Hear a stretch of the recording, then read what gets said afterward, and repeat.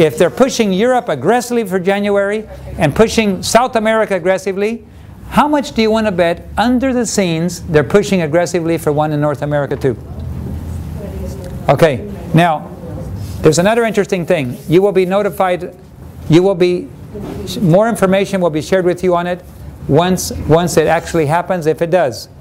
But I want to tell you basically of another thing. Somebody handed me a stack of papers. They handed them to me and said, Elder Gates, please review this. Well, I'm so busy, I don't have time to go through a whole stack of papers and read it. Besides, it said something about the feasts. And so I said, well, you know, the feasts were terminated when Jesus was born. I mean, when Jesus was nailed to the cross, those Old Testament feasts were done away with. But I gave them to my dad and I said, I don't know what this is about, you read it. Well, it has nothing to do with keeping the feast. It was a totally different subject. So he was fascinated by it. He gave me a summary. Let me just tell you what it is. And I had several pastors call me from North America. They've gotten their hands on the material and they are very, very enthusiastic. Now, what's the word? They're very interested in what it says. Let me just present the basic idea. When Jesus died, did he die by accident on that day, or was that the day that he was supposed to die on? Why was it that day? It was a fulfillment of time, and it also happened to be the Passover feast. It could not have been the week before, and it wasn't supposed to be the week after. It had to be that weekend. Are we correct in agreement that? God doesn't do anything by accident. Everything is at the fulfillment of time. Well, this Bible student has discovered that there is what they call a template. Do you know what a template is? Yeah. It's a pre-form of events. And this happens, this happens, this happens in the right order. When Jesus died, it happened in that order. The day he died was predetermined by a series of events. And of course, the fact that it was the Passover is also a series of events, and it had to be on the Passover Jesus died. So this template exists. And I didn't read a document, so I'm not the one to ask all the details. You'd have to call my father. But this other pastor called me just a few weeks ago and said, what do you know about it? I said, I know very little, but call my dad. Well, my dad right away said, we discussed everything, and we're 99% in agreement that there's a high probability for the following. And we don't know yet until we see the template. Once the template becomes fulfilled, you then know what's going to happen next. In other words, you don't know what's going to happen until the template begins to be fulfilled. Do you understand what I'm saying? If this happens, and this happens, and this happens, you go, I know what the next step is. Because God has built in templates into history so that we could recognize events when they happen. And they are at the broadcast center for the Grants Pass Oregon Church. They have a big network there. I forget the name of it in Grants Pass. But the church has a very nice network with quite a few broadcast stations. And they are interviewing this brother and having him present all his material this last week. They were interviewing and recording him. It is not going on the air until one more event happens. If that event happens, the template will be confirmed. And that means that the Sunday law begins in January of next year. Now this is very interesting, because when that template came out, nobody knew anything about the Sunday law coming in America. Now, even without a template, I believe there's a Sunday law coming in North America. But even more so that there's a template. Do you understand? Yes. Because if it's already happening in Europe and happening in South America, excuse me, Catholics know that if they talk about a Sunday law in North America, the same thing will happen that happened 100 years ago with A.T. Jones. Adventists will stand up, we will go to Congress, we will challenge it, and we will take it down. But therefore, Adventists must know nothing about a Sunday law, because if they do, they will get all defensive. Because the spirit of prophecy tells them to go to the public and fight it. So therefore, Adventists must not be awakened in the Sunday law issue until it's too late. And so now, it's the issues are such that Sunday law is a probability for January, and if the template is confirmed, it's a certainty for January. You want to know what day in January? If I recall correctly, it was January 22. This is interesting because the inauguration. It's 21.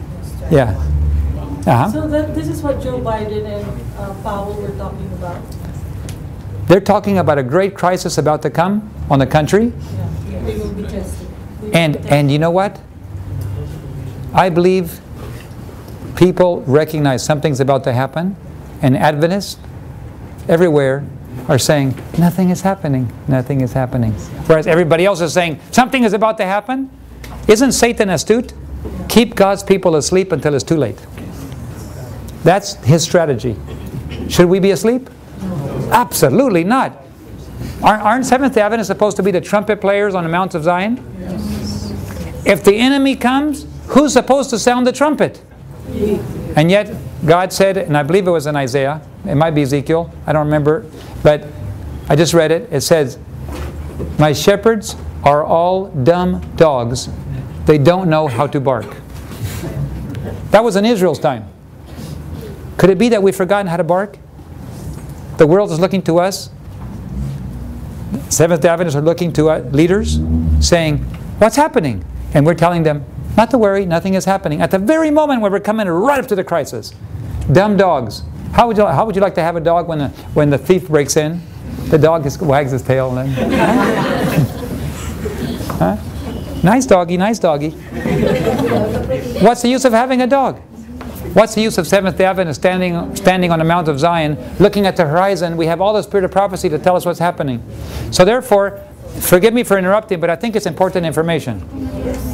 Very important. Keep your eyes and ears open. Remember, we did not say it was going to happen. We're saying it's happening around the world. We're saying it already happened in Europe. We're saying it already happened in South America.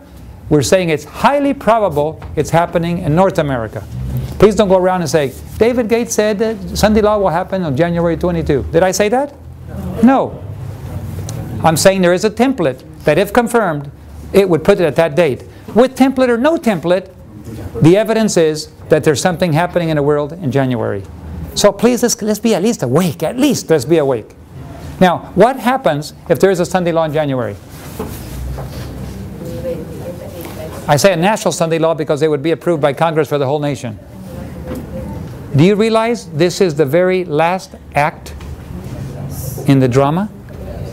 Do you realize that it will happen suddenly? And that the chances are, we may be tempted to say, don't worry, brothers and sisters, this is not the big one.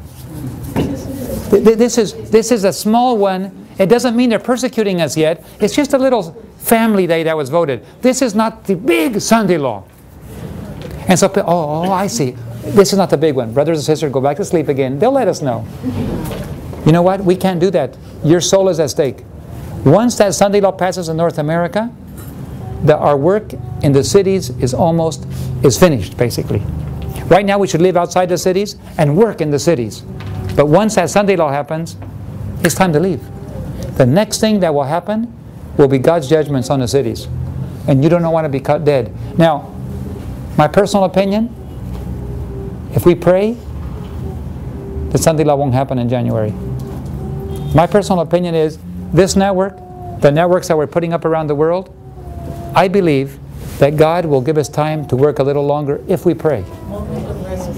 We are supposed to ask God to postpone and to buy us more time. Instead of standing back and saying, it's inevitable, let us work for time and eternity. Lord, give us more time. Because if we're putting networks all around the world, if God gives us another year, during that 1 year, we can reach millions of people more.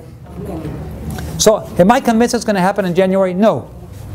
I'm convinced they're intending it for it to happen in January. But I'm going to be praying that it not happen. I'm going to be praying that God give us more time so that we can work a little longer, so that the networks that are going up have time to get up on the air, so that people can be reached, so that the money God is going to put in His hands of His people from the sinners reaches us and we can work. So please join me in prayer to buy more time. But don't waste it. If God gives us time, why would God give us time? So we can finish the work. Work like you've never worked before. Be more consecrated to God than you've ever been more consecrated. Sound the alarm. Sound the trumpet. Let people know what is happening in Zion so that they can wake up and be saved too. I just wanted to share that with you because I think it's very, very important information. And since you mentioned that, I wanted to focus your attention on that. Thank you very much.